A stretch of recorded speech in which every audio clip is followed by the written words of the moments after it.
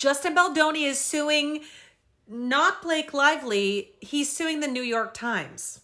As you know, his lawyer's been telling everyone there's going to be all this shocking information that comes out when they filed this suit against Blake Lively. They said they were waiting for the holidays to end for the courts to reopen, but for some reason, the courts were open enough to file a lawsuit against the New York Times.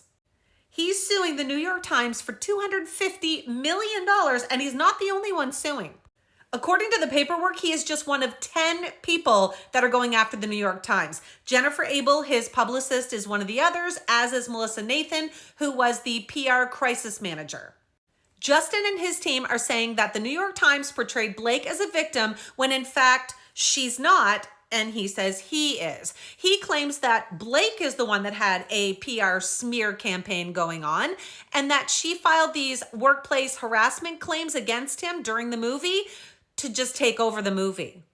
He claims all the allegations from Blake about sexual harassment were false and that she was doing it just to gain control. He also accused Ryan Reynolds in this document of aggressively reprimanding him for fat shaming Blake Lively. Baldoni's lawyer says that Blake Lively and her team are the ones that had the PR smear against Justin and his team, and that the New York Times cowered to the wants and whims of two powerful, untouchable Hollywood elites, disregarding journalistic practices and ethics once befitting of the revered publication by using doctored and manipulated texts and intentionally omitting texts which dispute their concern and their chosen PR narrative. In doing so, they predetermined the outcome of their story and aided and abetted their own devastating PR smear campaign designed to revitalize Lively's self-induced, floundering public image and counter the organic groundswell of criticism amongst the online public. He said, "The irony is rich. Make no mistake, however, as we all unite to take down the New York Times by no longer allowing them to deceive the public. We will continue this campaign of authenticity by also suing those individuals who have abused their power to try and destroy the lives of my client."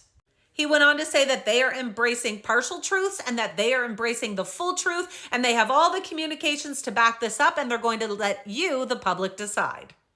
The New York Times, of course, also responded to TMZ, saying, "Our story was meticulously and responsibly reported. It was based on a review of thousands of pages of original documents, including the text messages and emails that we quote accurately and at length in the article.